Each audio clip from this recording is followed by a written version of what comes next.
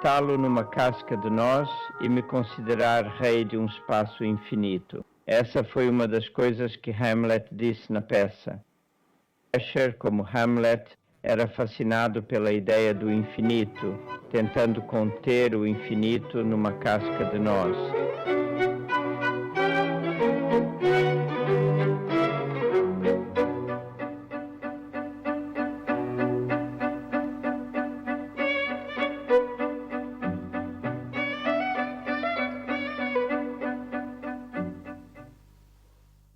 E as imagens minhas que ele viu deram exatamente esse sabor. E com essa dica, ele desenhou uma imagem chamada Circle Limit 1. Foi apenas uma primeira tentativa e ele não ficou muito satisfeito e queria que eu explicasse mais sobre geometria hiperbólica, onde pontos infinitamente distantes no plano hiperbólico são representados por um círculo e tudo dentro dele é o mundo hiperbólico. O efeito é que as formas são representadas fielmente, ângulos sem distorção, mas as distâncias ficam distorcidas. Quanto mais perto da circunferência, maior a distorção. Então, os pontos na circunferência devem ser considerados infinitamente distantes. O matemático francês Poincaré criou um modelo muito engenhoso para esse tipo de geometria e assim conseguiu mostrar que todos esses triângulos pretos e brancos têm o mesmo tamanho quando se afastam, mesmo que não pareçam ter.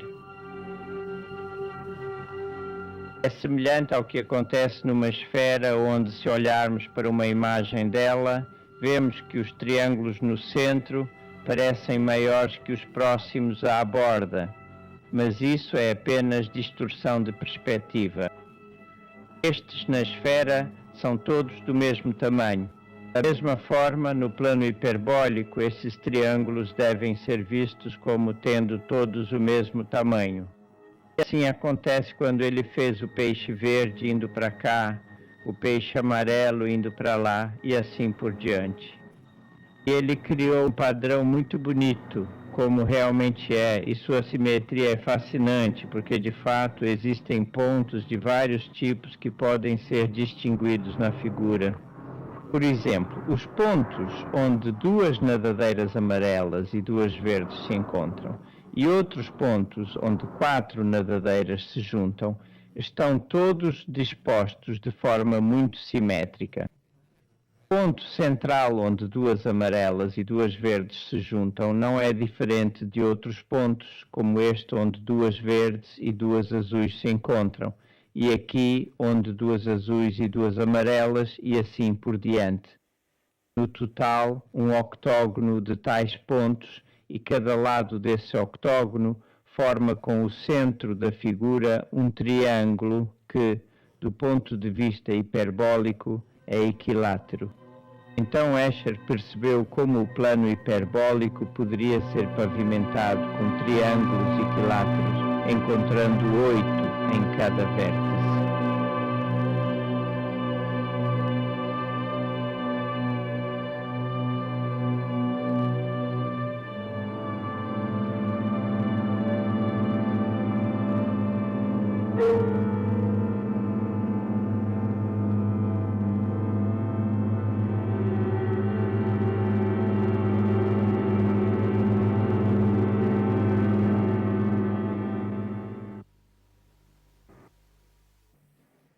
Uma forma de trazer o infinito para termos finitos é pela transformação chamada inversão.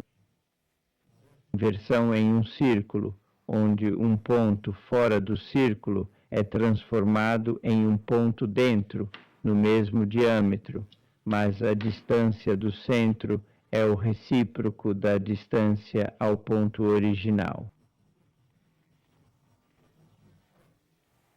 Assim, se um ponto se move para fora do círculo, o ponto inverso se move para dentro e mesmo que o ponto se afaste infinitamente, sua imagem permanece dentro do círculo. Conforme o ponto se afasta cada vez mais, o ponto da imagem se aproxima cada vez mais do centro.